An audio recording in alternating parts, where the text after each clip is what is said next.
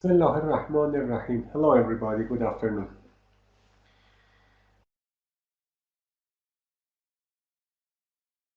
If you can hear me correctly, I can continue my teaching.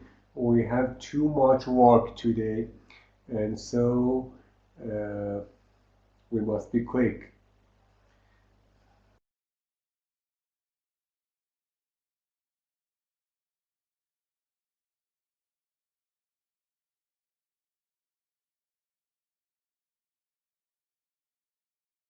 Right. We talked about internet search engine last session, and I said that it's a good example of three-layered view. Which are the layers? User interface level or user interface layer, processing layer, and data layer.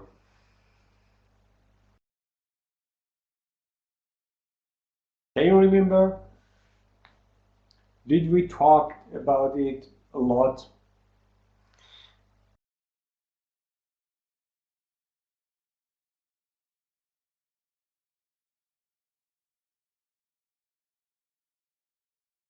Okay, so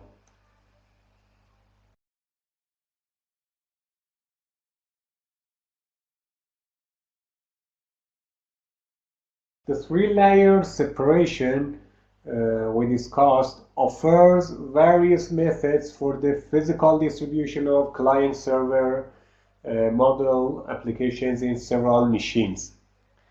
So consider we are talking about client-server applications.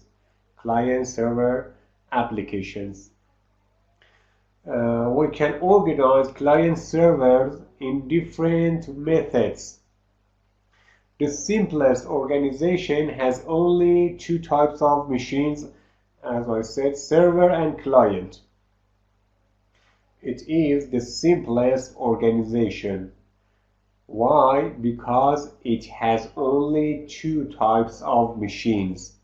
Which are the two types of machines? Server and client. In this organization, everything is managed by a server. Server provides service, while the client is just a terminal that probably has a nice user interface, So the figure you see, I'm talking about this picture. Okay, look at this picture. This figure is the only difference between two machines, the server and the client. This is called two-tiered architectures. Two-tiered architecture. And then we're talking about this two-tiered architecture. Clear? So we have two types of machines, client and server. And this picture shows different types of implementation of client-server organization.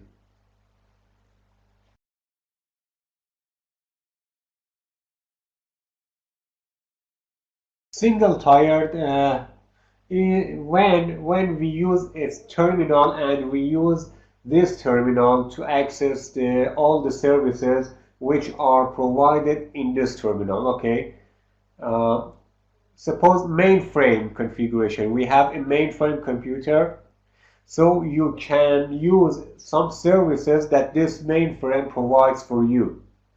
But you use this mainframe. You do not use another machine to connect to this mainframe to get the service. Okay? It is single tier. All things, database, applications, user interface are installed on this mainframe. It is single tier.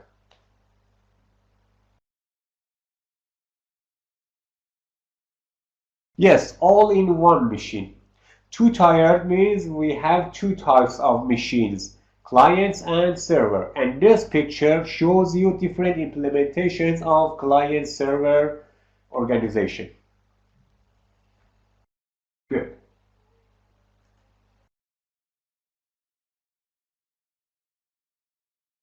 So, an organization may be only part of the user interface on the client.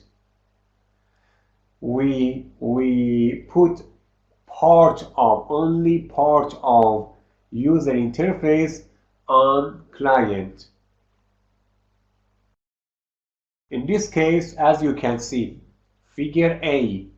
In this case, the display can be controlled by the server. Server can control display on client. This organization is figure A. Got it? So, in the first organization, we put only part of, not all the user interface, part of the user interface on client. Everything else are installed on server.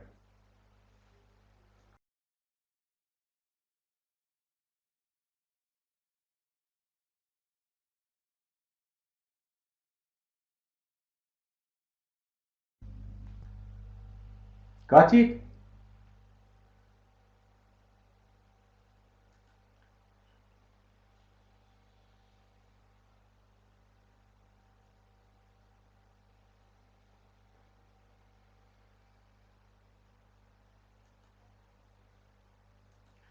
Very good. So, alternatively, the entire user interface can be placed on the client.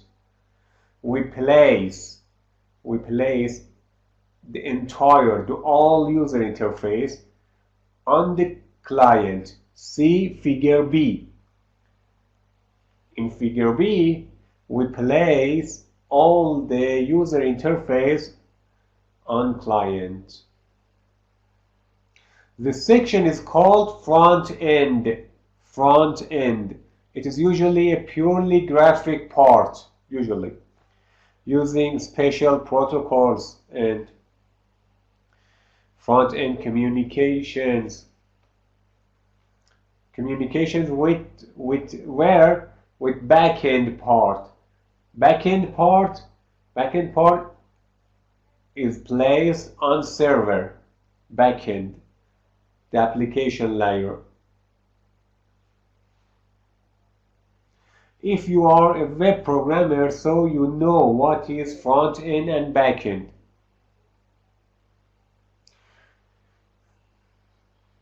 Can you name or can you say a good example of this organization shown in figure B?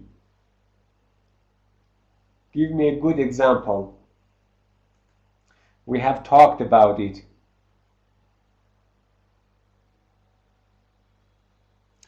Example for figure A. There are many examples for figure A. When our database is implemented on server, our application layer is responsible for processing, for computation. It is installed on server too, okay? And user interface is installed on, a part of user interface is installed on client. Many websites can use this organization.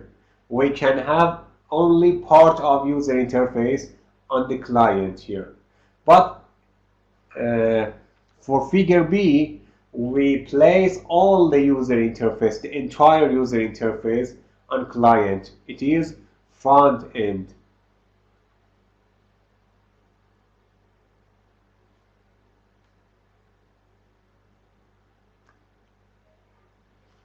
You know, there are many different websites with different graphic templates, menu. It's front end, okay? If we place this part, the entire of this part on client, so we are organizing the client server as figure B. Continuing this discussion, we may transfer some parts of the application to the client. See figure C. Look at figure C.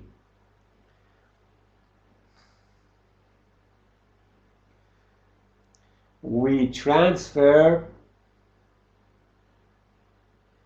some parts of the application to the client. Now, client has the entire user interface and some parts of the application. It means the client has some abilities to process, because application layer is responsible for processing and computing. In other words, I can say that front end will include a part of the application and some processing will be done on it.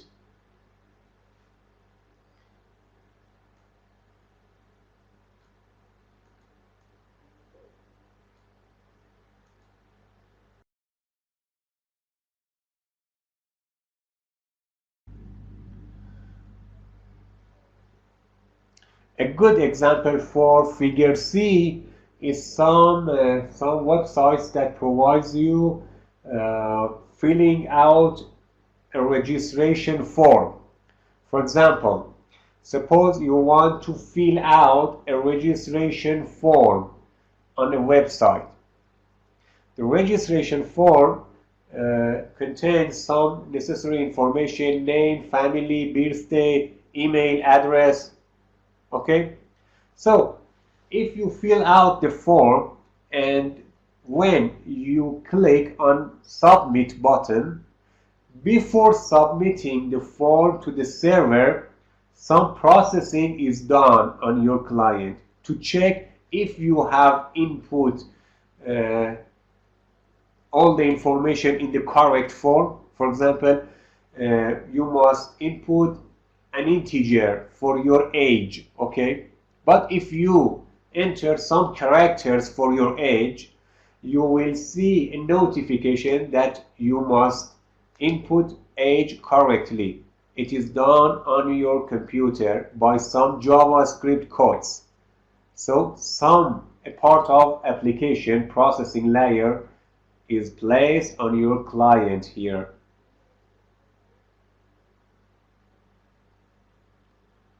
Yes. Is it clear for all?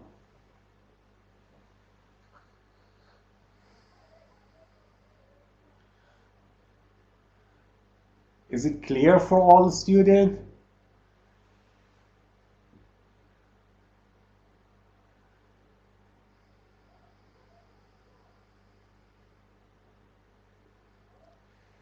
Okay. Very good. And the next organization, look at figure D. Look at figure D.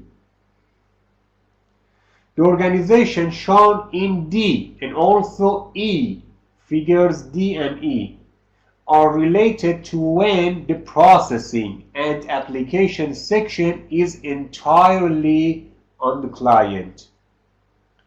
So, as you can see, in this case, the client is a complete processor machine that communicates the database. Communicates with the database.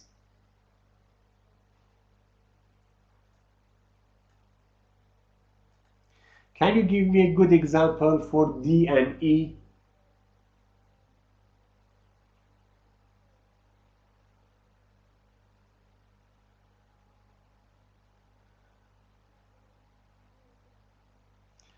In figure D, we have completely the user interface and application layered on client.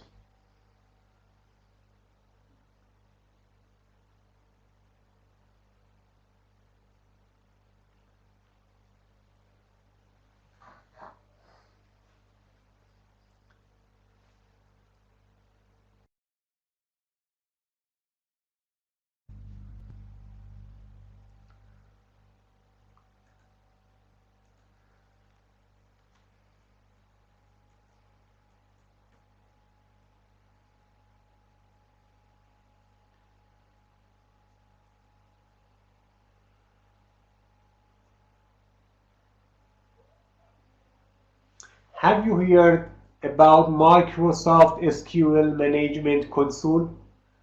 Microsoft SQL Management Console.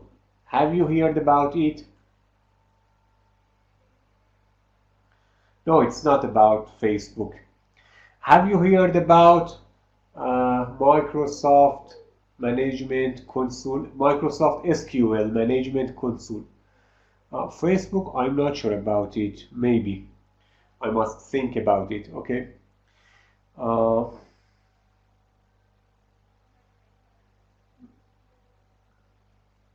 Microsoft SQL Management Console is an application you install on your computer and you use it to connect to a database. For example, the database is installed on server and you use your application to connect to the database. So you communicate with the database. There isn't anything on server except database. In this case, you have organized your client server like figure D.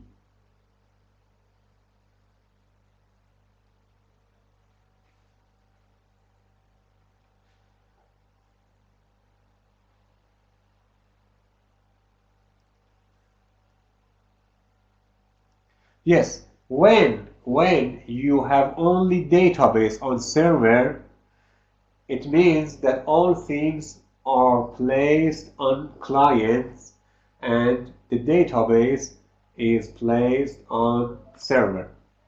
So every application, every system that works with this organization, it's figure D.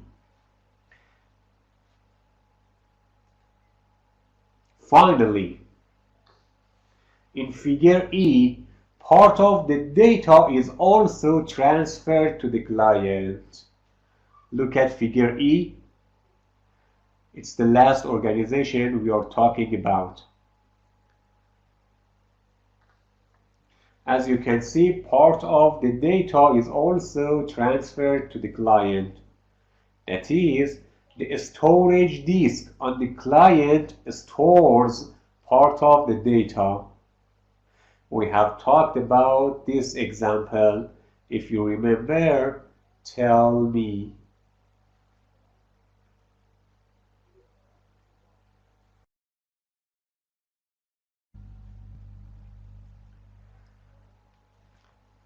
Tell me about a good example that we have talked about it.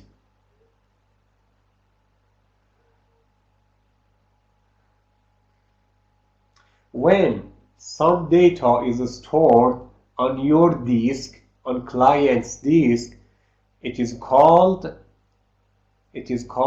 what? Cache. Exactly. It is caching. Web caching. Web caching is a good example of this organization. Why? Because you store your client, your disk stores some data. So we have some data on client.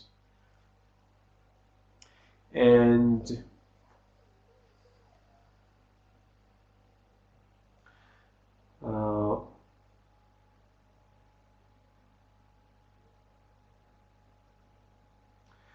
so which one is better? Which one do you think is better?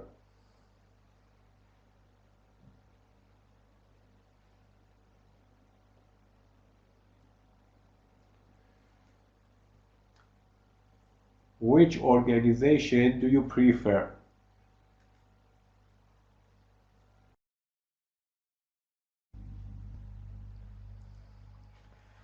It's about client-server organizations, okay?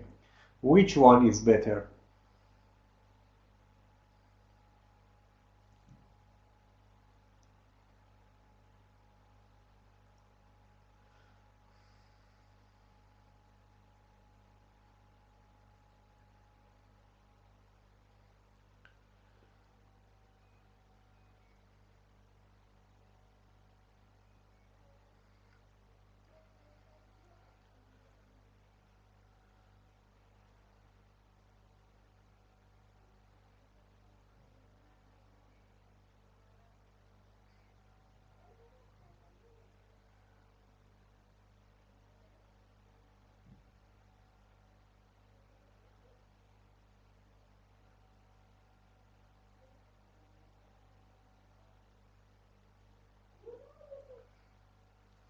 Figure E is better. Why?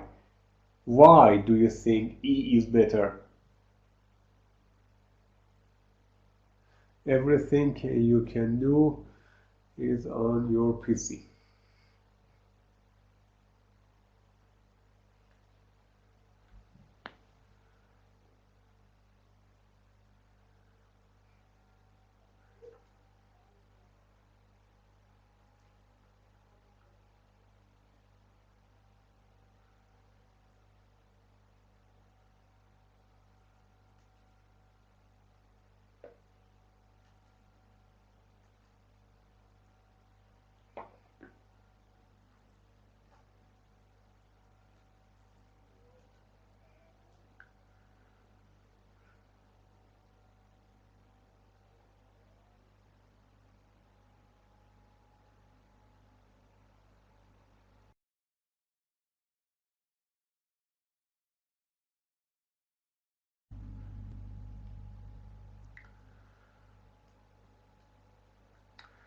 Okay, but from a system administrator's point of view, fat clients, those who do a lot of work. Fat clients are those who do a lot of work. That is why we say fat clients, like D and E. Fat clients are not optimal, There are also some security issues with them. On the other hand, thin clients are those who do a very low work. Okay, thin clients are simpler, like A and B. Thin clients are simpler, but they are less efficient. Why they are not efficient? Because the communication is heavy. So there is a trade-off. مصالحه. There is a trade-off between efficiency and optimality.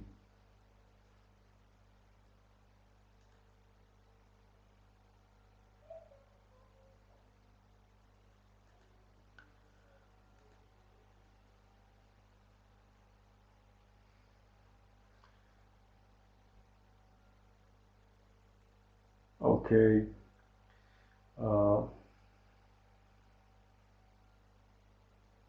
No, there is not a correct answer for this question. It depends on many things. It depends on the application. It depends on some goals of scalability. It depends on the goal of efficiency in system. It depends on many things. So there is not a correct answer for this question for all positions. And now, decentralized architectures. What are we talking about? We are talking about architecture, system architectures. Look at this slide. We are talking about system architectures, and I said that system architectures generally falls into three categories: centralized, decentralized, and hybrid of those two. We talked about centralized architectures. Okay, client server is a good example of centralized architecture.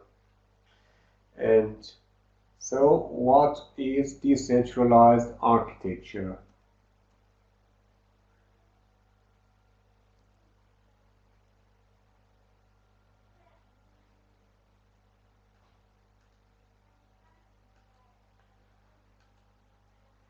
Oh, it's an old file. We missed a slide here. So let me upload the new PDF. We must wait for it.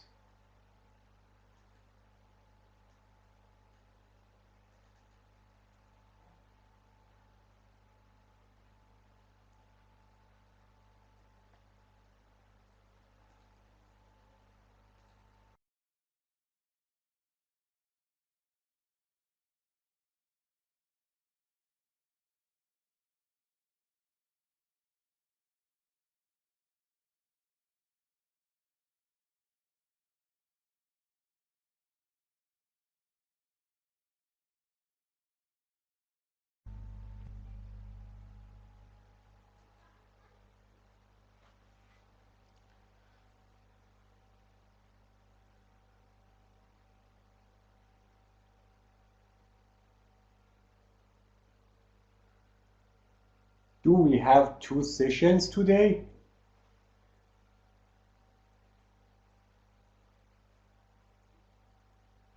Yes, okay.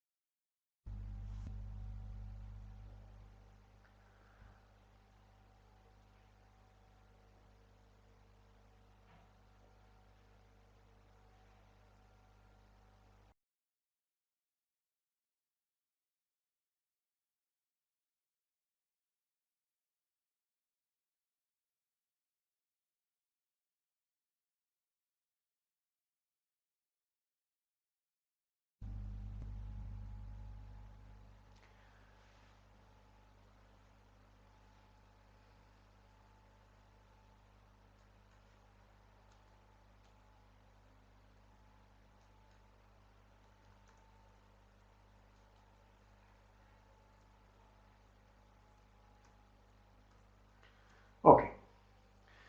Before we begin to discuss about decentralized architectures, look at this picture. If we use a three-tiered architecture, it could be also interesting. Here we said that we have 3 different tiered, single-tiered, 2-tiered like client server, and 3-tiered. 3-tiered means each layer on separate machine. Each layer is placed on separate machine. So we have 3 types of machines here, not 2 types. Which are the layers? Which are the layers?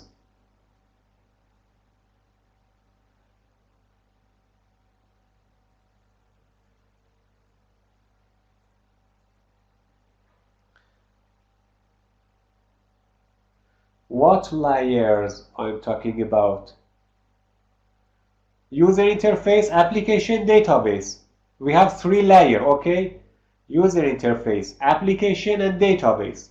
So, if we place each layer on separate machine, so we are following three-tiered organization.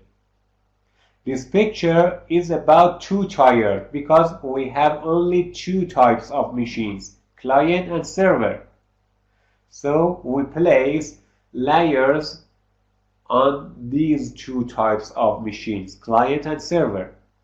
But if we have 3 machines, so we can place each layer on separate machine. It is called 3-tiered. Clear?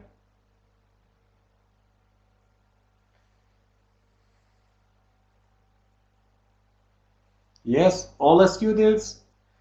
Is it clear for all?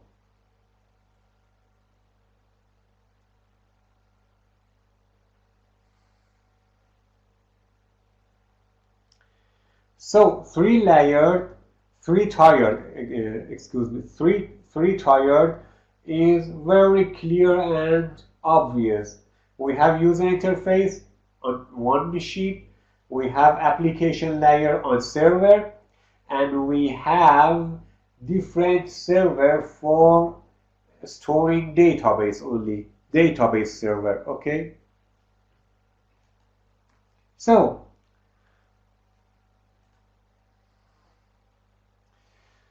as I said, we can place each layer on separate machine. It's an example you can see. Nowadays, most of website systems follow this organization.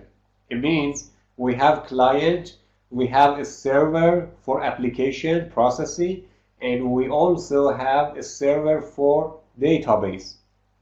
So our database is stored on different server, dedicated server for storing database only.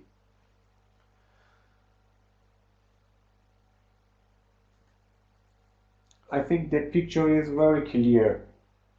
user interface send a request of operation to the application server here, and the application server receives the request. It provides some services, and then the application may need some data, so it sends a request to receive data from database server here. The database server receives the request, provides the data, and return the data to application server. The application server was waiting for data.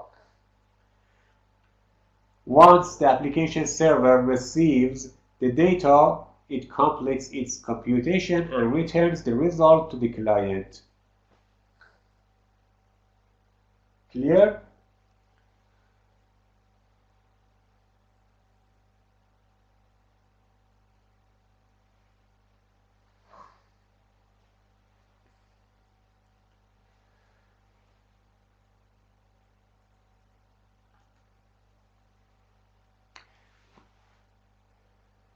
In this example, we can see a very good situation, a very interesting situation. What's the situation? The application server here, the application server is not only a server. It acts as a client sometime.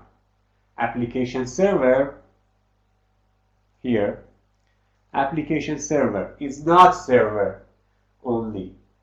It can act as a client, where here when the client sends a request to the application server, here we can see that the application server plays as a client, plays the server role. Here it is the server, but when the application server sends a request to database server, it means that the application server requests for service from other machine. So here the application server plays client role, acts as client here. Okay? So in this organization, some machines may act as client and may act as server, both client and server.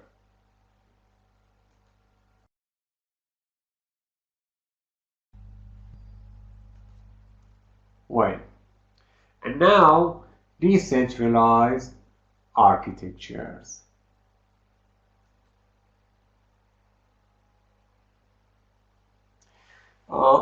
Client-server architectures show vertical distribution. Vertical distribution. Why we say it is vertical distribution? Because each level serves a different purpose, different goal in the system. For example, if you have worked with databases and you have programmed some codes for communicating with the database, you know that in our database we have some tables of data. Each table contains some fields. Each field means a column in table.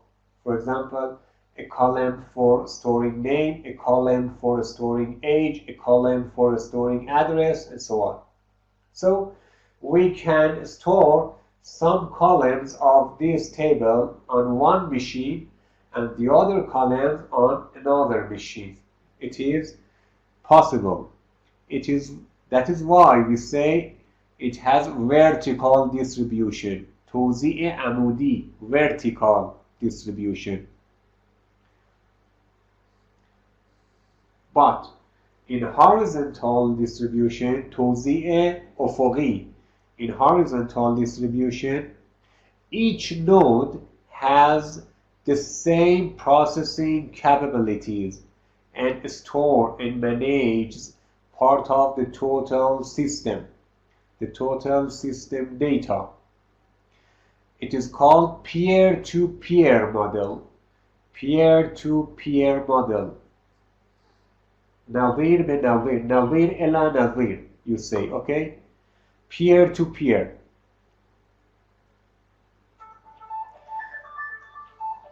So the difference is about the ability of nodes. In client-server model, we have some clients, we have some servers, we place some layers, for example, application on client, or for example, database on database server. So each machine is responsible for doing something.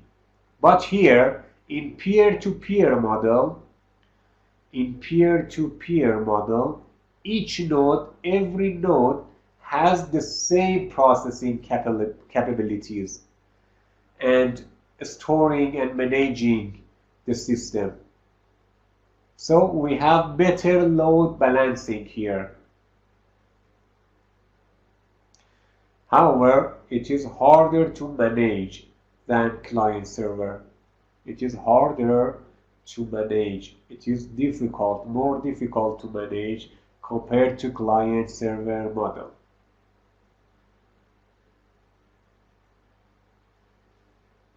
Clear?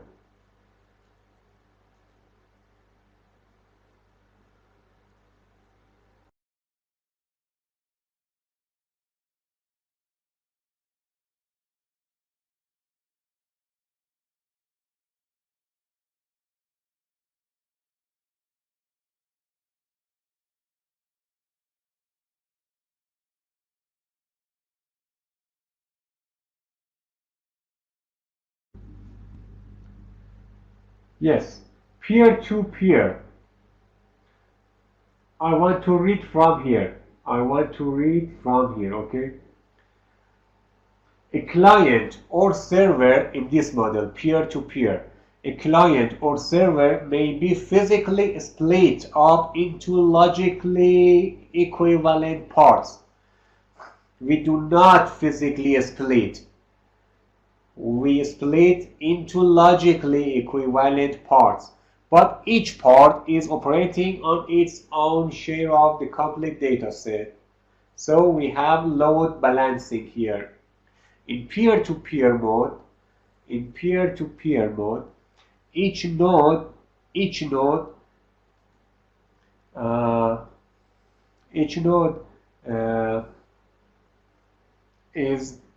has the same capabilities. Capabilities means ظرفیت, okay? The same capabilities, processing capabilities and storing and managing the system. So all the nodes are equal.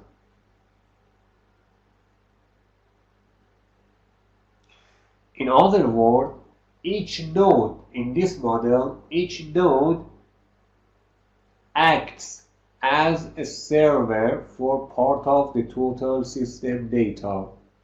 Each node acts as a server here.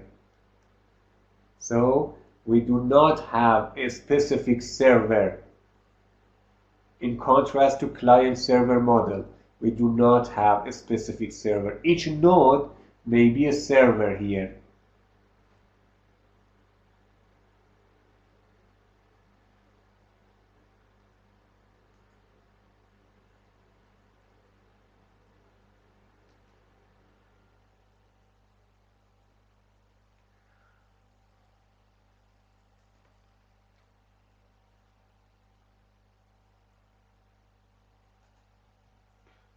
To connect nodes in P2P system, in peer-to-peer or P2P, in P2P system, we use overlay network. An overlay network, how can we say it in Arabic? Overlay means I don't know what's the word in Arabic. Overlay network. Nodes in the overlay use their addressing system for storing and retrieving data in the system, and can route requests to locations that may be known by the requester.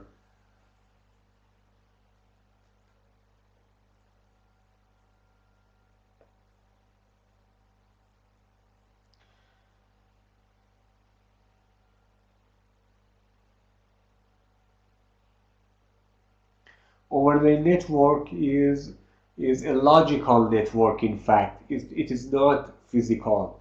It's a logical network built on top of a physical network. So we have a physical network in P2P organization, and we also have a logical or virtual network here.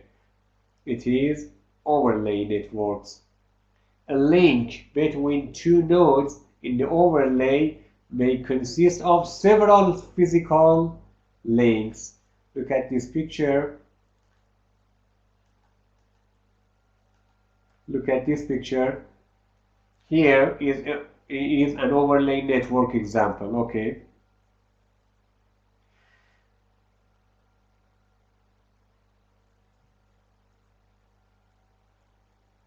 These links, okay, these are logical links.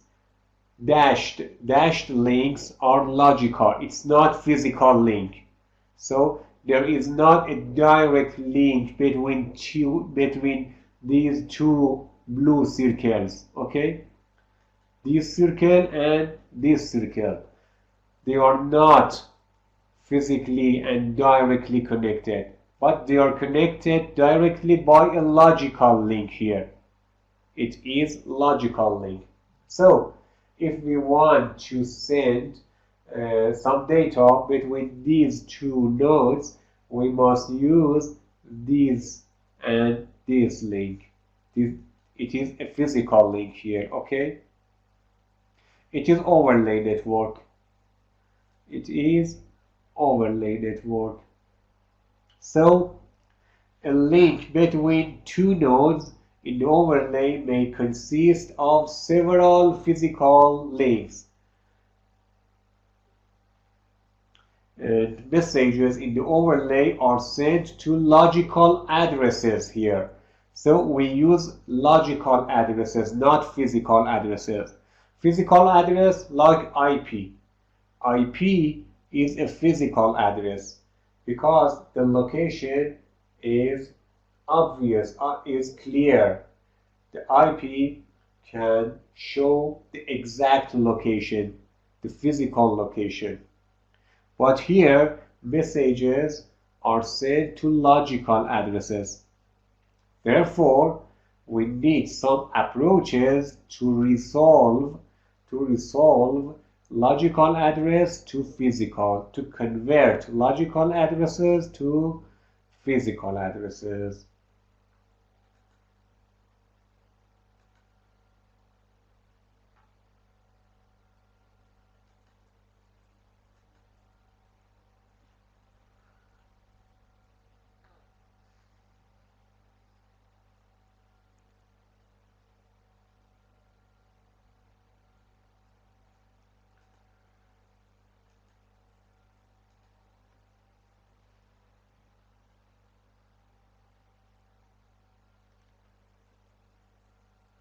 Why we use overlay networks?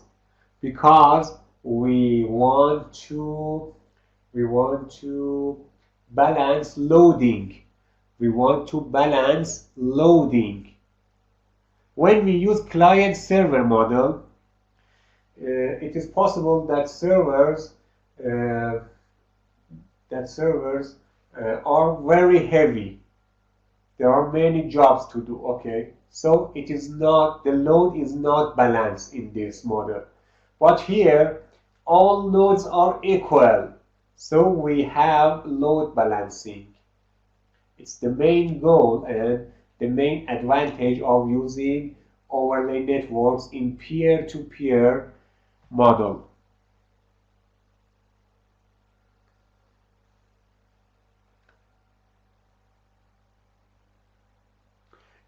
Every node in peer-to-peer system, in P2P system, knows how to contact several other nodes. How to contact several other nodes. And the overlay network may be structured or unstructured. Structured means nodes and content are connected according to some design and structures.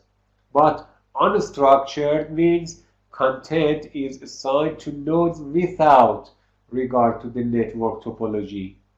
It is randomly. It has no structure.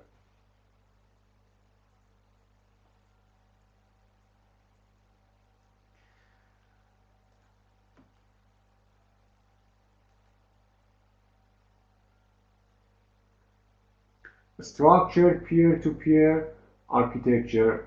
The overlay network is constructed using a deterministic procedure. So we have a deterministic procedure to construct overlay network. Constructing the network means we must know that each node is a neighbor for which node. It is constructing, okay? It's the organization of overlay network. And the most used procedure is to organize the processes through a distributed hash table, or DHT, distributed hash table. Do you know what is hash table? Do you know hashing? What is hashing? Hash.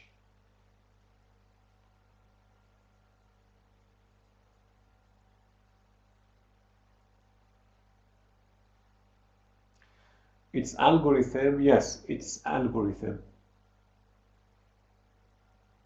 Yes, hash algorithm. Hashing means, for example, suppose we have some keys. Okay, each key must be assigned to a value. So we must generate a value for every key.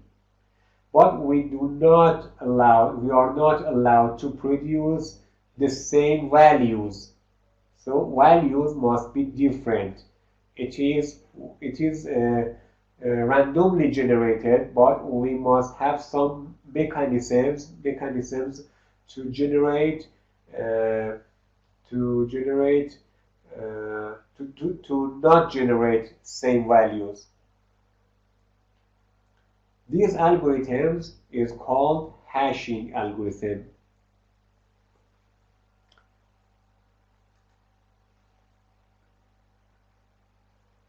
We must generate unique values here, okay?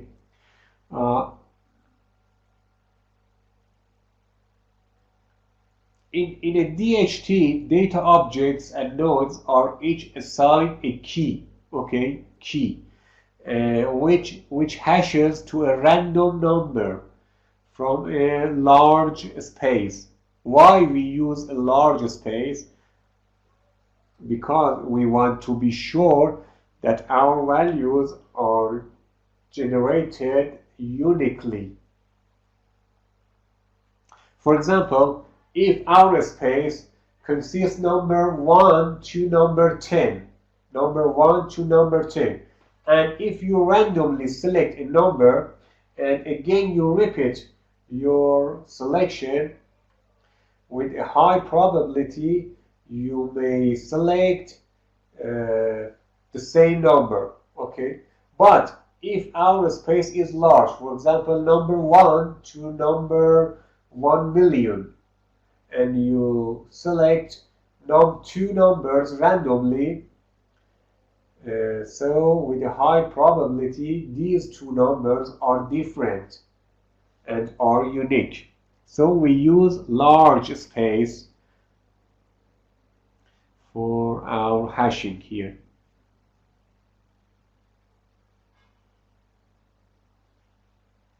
Is it easy or difficult for you?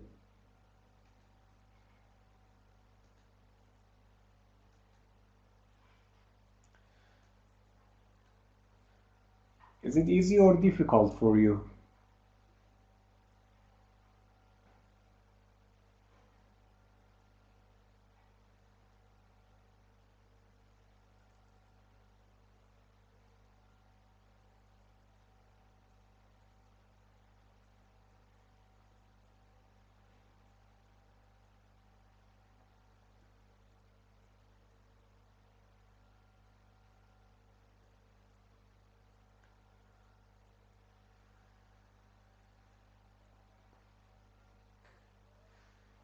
I recommend you to read your book after the class finished, okay?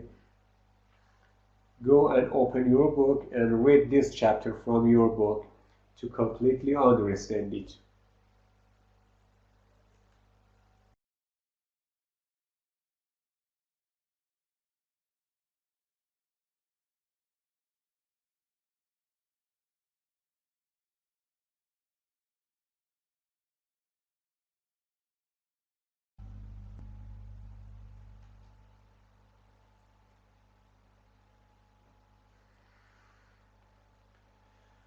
Okay, so an example of peer-to-peer systems is court system, and it's a summary.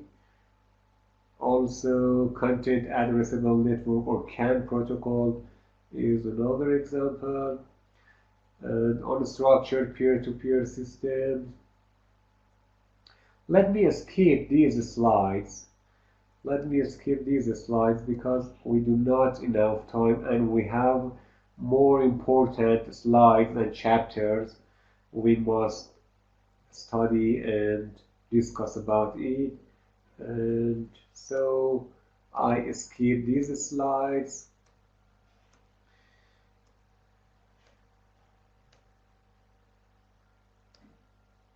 Okay, and I can finish this chapter here. So you do not have to read these slides I skipped, okay?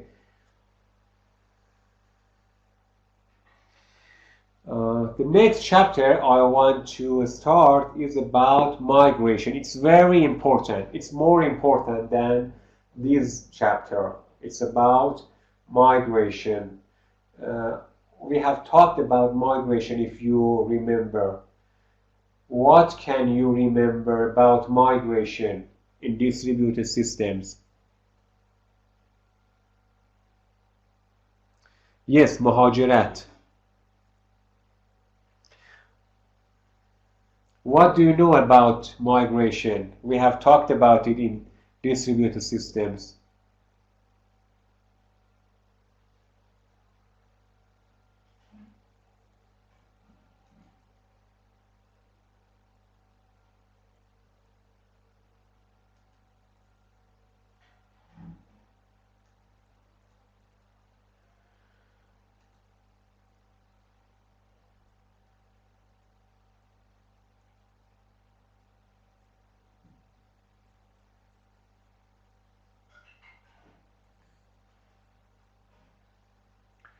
Yes, we talked about migration in transparency section, yeah? Migration transparency. And we talked that we have different forms of migration, location. We have different types of forms of transparency. Location, relocation, replication, and migration transparency. Migration transparency says that if the resource is moved, then the user, it must be hidden from user. It must be hidden from user. So chapter 3 is about migration.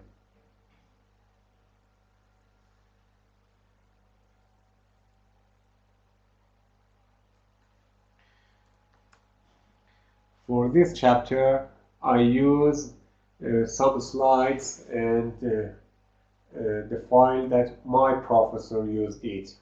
Professor Mahmoud Naribzadeh, he is my professor at Ferdowsi University. I really respect him. He is a very depth and deep man. He has a deep knowledge in computer science. So I use his file to teach you about migration.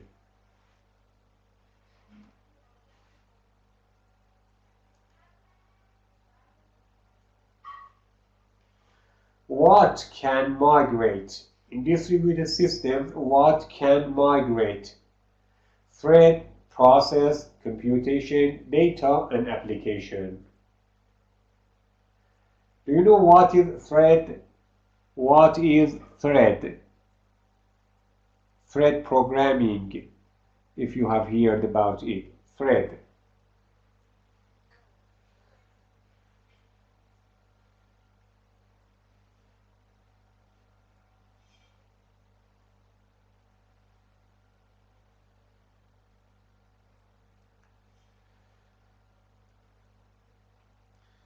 You don't know?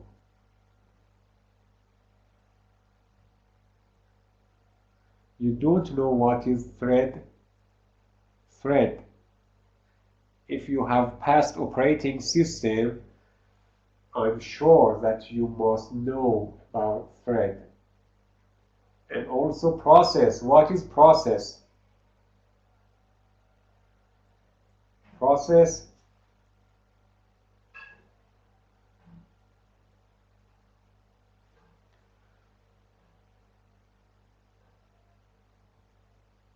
Okay. It seems I have to give you some basic and fundamental information about process, thread, and I'm sure you know what is data and application and computation. Okay. So in operating system, we have process. In operating system, we have process. Process is some tasks that are responsible to do something. Process needs processor to be executed. Process needs processor to be executed. For example, a process to calculate something. It is a task on operating systems. In our computer and in our operating systems, there are many processes. Many processes. Each process is responsible to do something. Thread is like process, but it is smaller than process. Process is a live entity, but thread is not a live entity.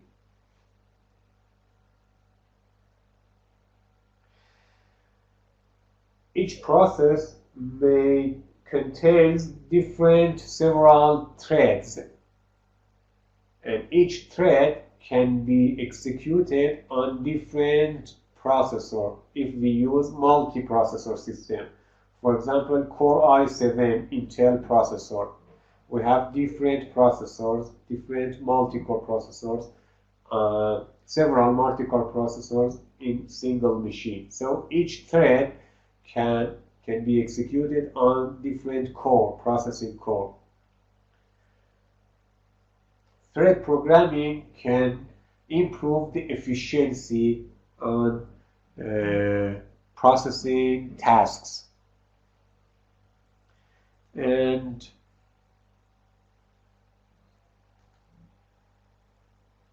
is it clear? Now you can understand what is process and thread.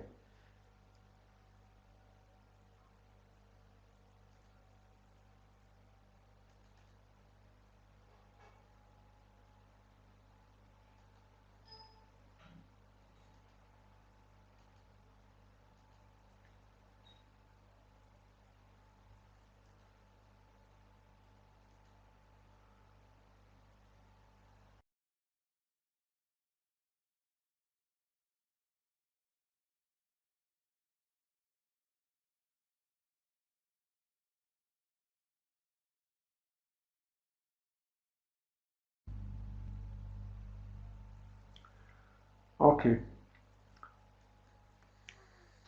Let me think.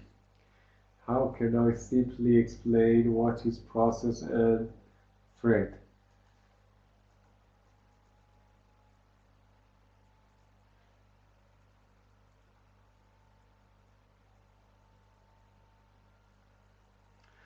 A process is a collection of code, okay? A collection of code, memory, data, and many other resources. It is process. A thread is a sequence of code that is executed in the scope of the process. In the scope of process. So we can have multiple threads executing concurrently with the same process.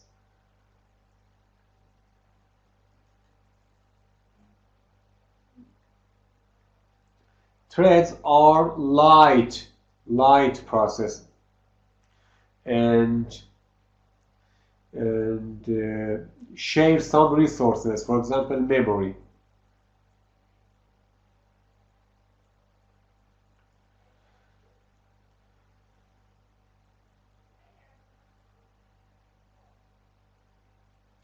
In our operating system, we have several processes. Each process is responsible to do something. Each process is a task, okay? Each task must be executed, must be run. Where? On the processor. Processor is somewhere that processes are executed there. It's easy, okay? For example, we have a forecast weather application. We want to see how is the tomorrow weather, okay? It is responsible to calculate something. It is a process here, process. If you write a C code, a program with C++, okay? And when you execute it, when you run your program, it is a process.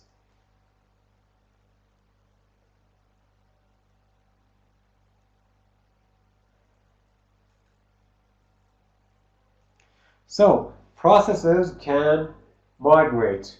Processes can migrate. Threads also can migrate.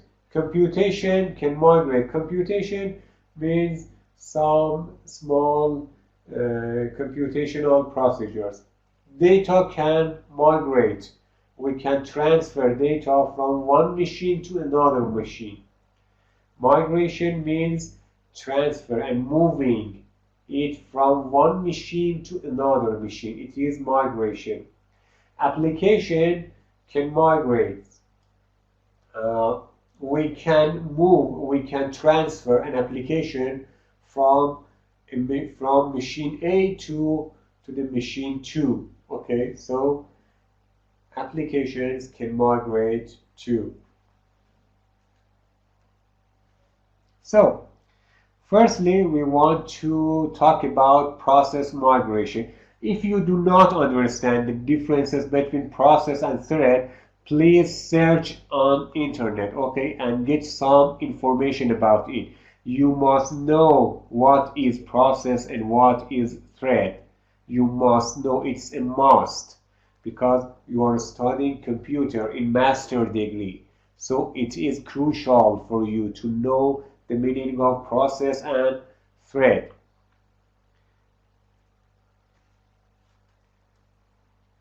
Process migration.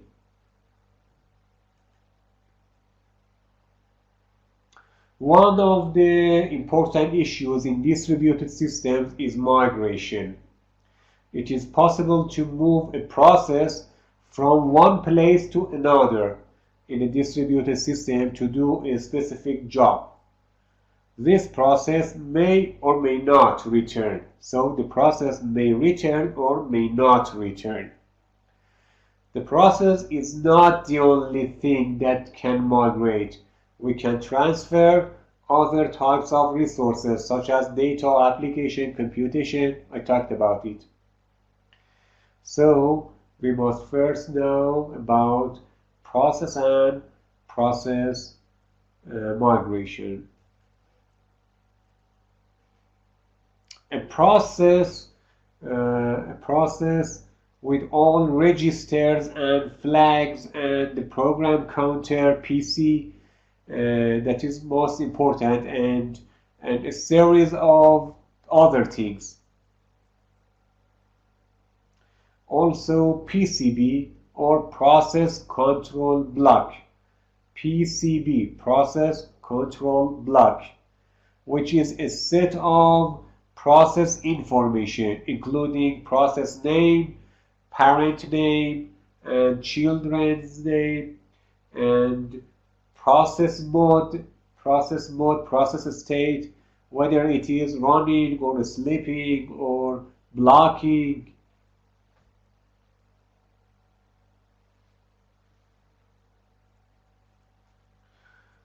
Also, we have a stack for processes. So each process has a stack. If the process has nested loops, and it maintains what the calling address was, the calling address, the return address, and where it should return. We also may have a heap area. Heap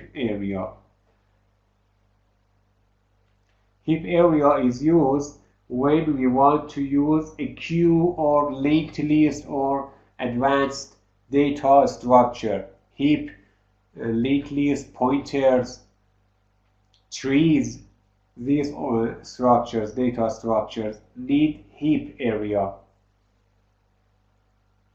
So if you write a program with C++ and you use some data structures such as linked list, so your process also have a heap area to implement this data structure. Process is like a tree. Process is like a tree. When we want to move it, to transfer it, we have to move all its components, like thread, trunk, and branches, and leaves, and everything. So all things must be moved. To move a process to another location, we must create a process at our destination and provide it with everything it needs. For example, if we have to get memory for the space, we have to make a PCB for it, and we have to create everything we said a process needs in the destination. That is all things about process migration.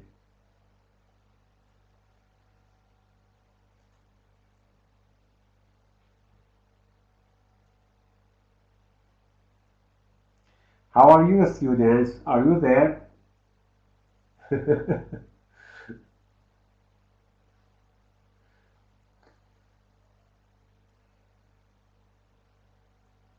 Is it clear for you or not?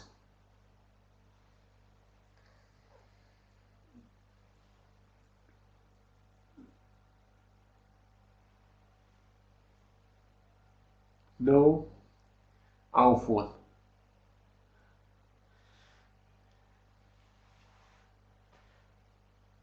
I think the reason is that you do not know about process and thread. You do not know what is process and thread, because I suppose you have not passed operating system course in your bachelor. Operating system course in your bachelor. Have you passed it?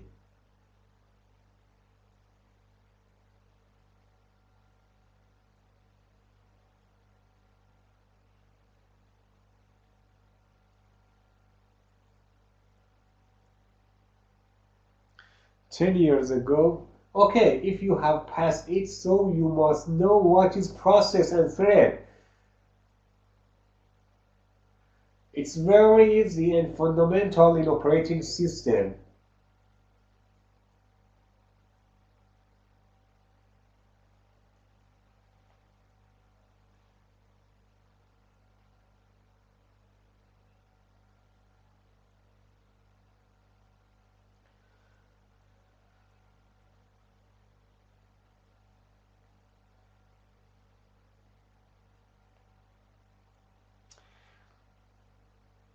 What we can do is that I stop here and I give you a rest time, but you must not take a rest, okay?